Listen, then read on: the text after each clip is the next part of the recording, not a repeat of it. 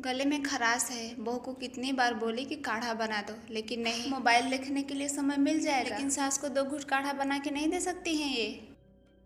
कल के लिए प्रोजेक्ट बना रही हूँ माँ। कभी अपनी माँ के पास भी फोन करके बात कर लिया कर कि बस दिन भर काम ही काम। सोची थी संडे था। चल अच्छा, खाली ही हूँ, बता क्या बात है। किसी संडे मेरे घर आ जा छुट्टी लेके। अभी नहीं, 20 दिन बाद छुट्टी लूँगी, 10 दिन के लिए, तो उसी में आऊँगी। तो अपना अच्छे से काम कर ले, छुट्टी लेके आना। ठीक है। सबके लिए समय निकल जाएगा, लेकिन इस घर में रहने वाली सास के लिए नहीं निकलेगा। मैं तो आपके पास ही हूँ माँ जी। पास होकर भी लगता है कि अपने कामों में ही खोई हो। बात इधर करती हो और ध्यान कहीं और रहता है तुम्हारा। अभी नई नई जॉब मिली है ना मम्मी जी, इसलिए थोड़ा समझने में समय लगेगा। समझो, मैं कहाँ मना कर रही हूँ। काढ़ा बनाई हूँ, पियोगी? ला देंगी मम्मी जी तो पी लूँगी। अच्छा।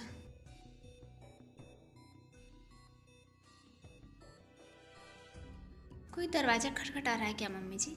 देखती हूँ। खोलिए मम्मी जी, दरानी जी।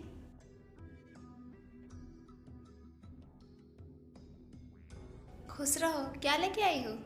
इसमें चावल है और इसमें चना, लहसुन, मटर, यही सब है। आओ अंदर लेके चलो।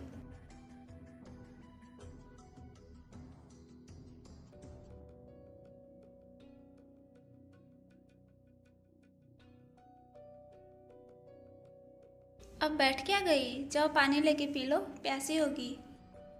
धूप में से आई हूँ मम्मी जी, थोड़ी देर आराम कर लो फिर पीऊँगी।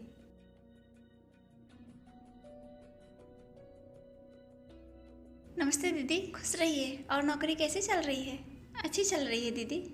चलनी भी चाहिए, क्योंकि देवर जी बड़ी मुश्किल से घर पे मन लगा रहे हैं। उनकी दोनों खास दूरी हैं, माँ भी और बीबी भी।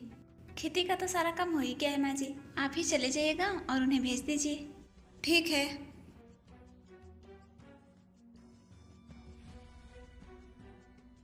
माँ जी, ऐसे जाने के लिए थोड़ी ना बोली थी मैं। ऐसे बोलो चाहे जैसे बोलो, बेटी बहू नौकरी करेंगे तो बाहर रह के सुख लेने का अधिकार सिर्फ उन्हीं को है। माँ बाप को अधिकार है बस जन्म देकर पढ़ाई लिखाएं, साथ में रह के सुख लेने का अधिकार नहीं मिलता है। बहू की नौकरी लगी, ऊपर से बेटे की होती है तो एक बार सोचती भी। ये माँ जी इतनी सीरियस हो जाएंगी, अगर मुझे पता होता तो मैं बताती ही नहीं। क्या करूँ मैं? आपको पानी भी नहीं दी अभी।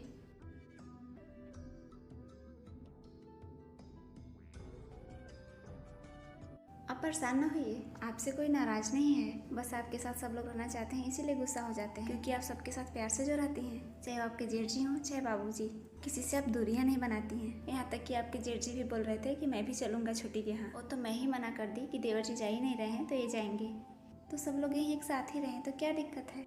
दिक्कत? सारी गृहस्थी का सत्यानाश हो जाएगा। आपकी नौकरी के सहारे पूरी घर गृहस्थी तो नहीं चल सकती ना देवरानी जी। हाँ दीदी, बात तो सही है, इसीलिए सब लोग आते जाते रहेंगे बारी बारी से। अभी मैं घर जा रही हूँ तो देवर जी को भेज दूंगी। सब्जी तोड़ाकर मंडी पहुँचाने काम है तो ये देख लेंगे। धान का काम आएगा, जुताई रुपाई, तो देवर जी घर चले जाएंगे, माँ जी को यहाँ भेज दूंगी। माँ जी खुश हो जाएंगी। ठीक है दीदी, आप भैया जी और बाबू जी, हम लोग 1-2 दिन के लिए आते जाते रहेंगे समय निकाल के।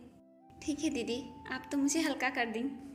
तो क्या, बड़े लोग छोटों का भार हल्का करने के लिए ही बने होते हैं। आप बाहर की नौकरी कर रही हैं तो मैं घर के अंदर की नौकरी कर रही हूँ, और परिवार को चलाने के लिए घर के अंदर काम करने वाली औरतें ज़्यादा समझदार होती हैं।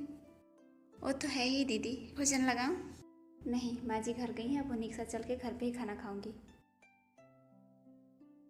देवरानी जी, ये सब सामान आप अंदर रख दीजिए।